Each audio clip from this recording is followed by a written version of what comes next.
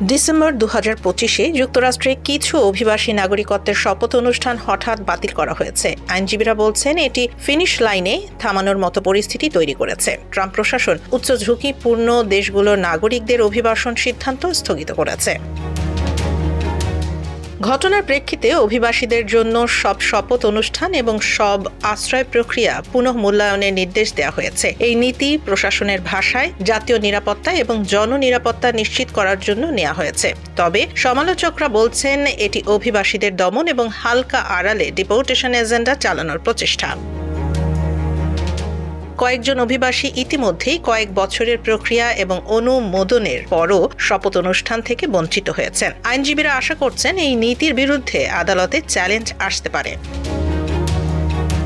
একজন অভিবাসী বলেন, এটা এমন যেন আপনি একটি দৌড়ে শেষের দিকে পৌঁছেছেন কিন্তু রেস বাতিল হয়ে গেল। অন্যরা ধৈর্য ধরে অপেক্ষা করছেন নাগরিকত্ব পাওয়ার জন্য।